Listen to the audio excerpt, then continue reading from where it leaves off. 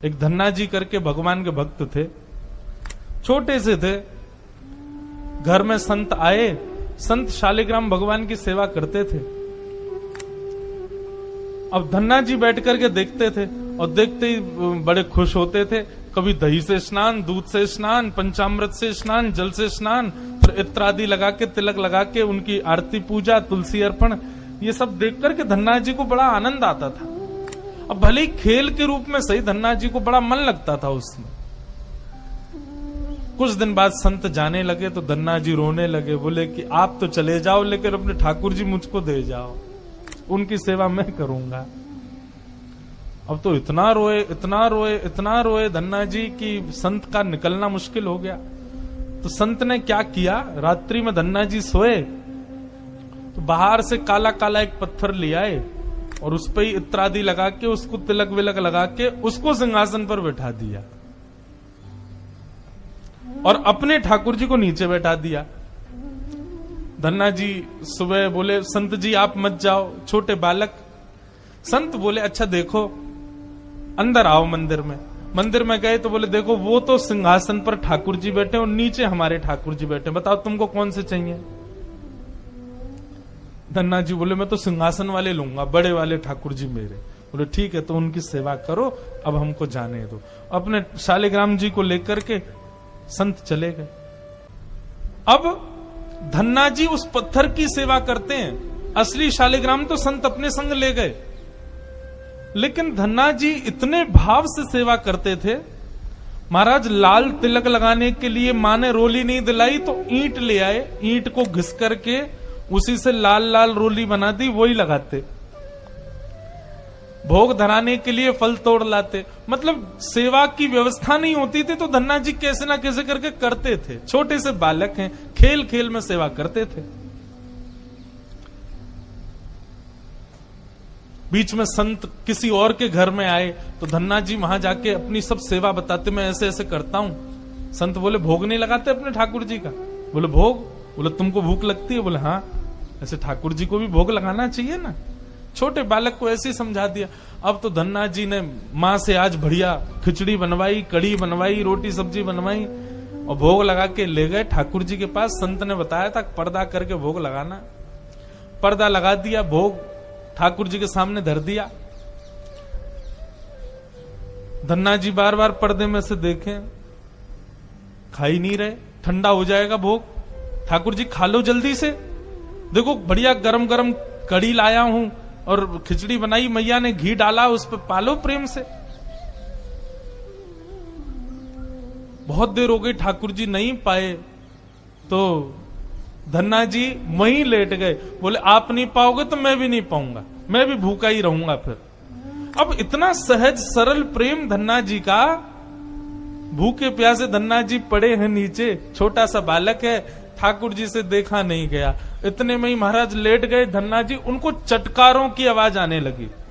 चटकारे, जैसे कोई आदमी को ज्यादा स्वाद आए तो अपनी उंगलियां चाटता है ना, तो जब चट चट आवाज आती है चाटने पर, ऐसे चटकारों की आवाज आई। धन्ना जी बोले, ये चटकारे कहां से आ रहे हैं। जैसे ही पीछे देखा, पर्दा खोल करके तो नन्हे से बाल गोपाल प्रकट हो गए हैं और धन्ना जी के सुंदर प्रसाद को स्वीकार कर रहे, पा रहे हैं।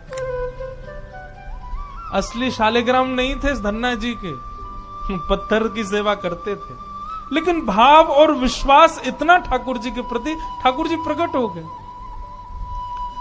अब धन्ना जी थोड़े बड़े हो गए तो घर की गैयाएं चराने जाते थे और अपने ठाकुर जी को जेब में धर के ले जाते थे। और गैया जब चरती थी तो पेड़ के नीचे बैठ के ठाकुर जी को निकाल लेते और कहते, ठाकुर जी अब कोई ना आए, प्रकट है जाओ। सो ठाकुर जी प्रकट हो जाते, धन्ना जी के साथ खूब लीला करते। एक दिन ठाकुर जी ने धन्ना जी से कहा, आज गाय चराने नहीं जाओगे। बोले आज हमारी बुआ जी आई हैं, घर में बहुत सारे मेहमान आए, आज हम नहीं जाएंगे। तो ठाकुर जी बोले, एक काम कर, गैयान को गांव से बाहर ले जा और मुंह को भी बाहर पधराया, तेरी जगह आज गैया मैं चराया आऊंगा। तो यही होने लगा। अब थोड़ी दूर तक धन्ना जी जाते, उसके बाद ठाकुर जी को बाहर निकालते और ठाकुर जी प्रकट हो जाते, गैया चराने ठाकुर जी जाते। आज 11-12 साल हो गए, वो संत आए जिनके शालिग्राम जी की सेवा थी। संत जैसे आए, धन्ना जी ने प्रणाम किया, जय हो मेरे गुरुदेव, गुरु जी के चरणों में प्रणाम। गुरु जी आपने ऐसे ठाकुर जी प्रदान किए, मेरा तो जीवन उत्सव हो गया। अच्छा, कहां है तुम्हारे ठाकुर जी, सेवा पूजा कैसी चल रही, अभी तक कर ही रहे हो? उनको लगी पत्थर है, बचपन में की होगी, अब तो बड़ा हो गया। कहां है तुम्हारे ठाकुर जी? बोले ठाकुर जी अभी नहीं है, ठाकुर जी तो गैया चराने गए। संत बोले मतलब?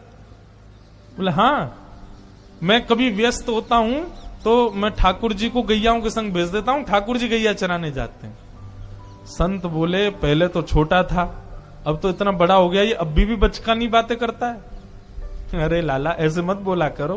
वो नहीं नहीं, सच में ठाकुर जी गैया चराने गए। आपको विश्वास नहीं? शाम को चलो मेरे संग। गुरु जी को लेकर के वन में गया तो वन में गैयाएं चर रही थी। बोले कहां है तेरे ठाकुर जी? अरे देखो वो दोहरी गैया के पीछे पीछे हाँक रहे हैं, वाकू पीछे पीछे चल रहे हैं वाक्य, देखो ठाकुर जी दिख तो रहे। गुरु जी बोले हमको नहीं दिख रहे। धन्ना जी दौड़ के ठाकुर जी के पास गए, बोले मेरे गुरु जी आए हैं, उनको दिख जाओ। भगवान बोले उनको नहीं दिखेंगे हम बस तुमको ही दिखेंगे, तुम्हारे सखा हैं, तुमको दिखेंगे, सबको थोड़ी दिखेंगे। अरे भैया ऐसा मत करो। क्यों? बोले आपको और मोको एक दूसरे से मिलवावे वाले तो गुरुजी हैं। गुरुजी यदि मुझको नहीं देके जाते आपको, तो आप मुझे कैसे मिलते? मेरे गुरुदेव हैं, इन्होंने ही तो मुझको दिया था आपको। ठाकुर जी रीझ गए, पुनः पुनः धन की भक्ति, ऐसा भाव। इतने में ही नील माधव, नीलमणि ठाकुर जी प्रकट हो गए। और जैसे ही प्रकट हुए, दूर खड़े गुरुदेव के एक एक रोम बिलखने लगा, रोने लगे। और धन्ना के चरणों में प्रणाम किया।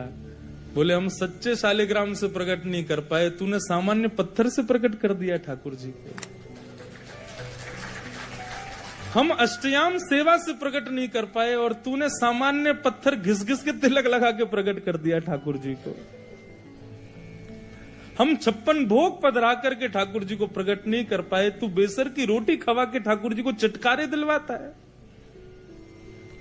हम यहाँ ठाकुर जी से प्रार्थना करते हैं, कभी त्रिभंग लली से सीधे लली भी बन जाओ, न पूरे दिन यूं ही खड़े रहो, दर्द है जाते हो, हाथ में ने हाथ सीधे कर लो। तू ठाकुर जी से गैया चरवा रहा है अपनी। धन्य है धन्ना तेरी भक्ति को।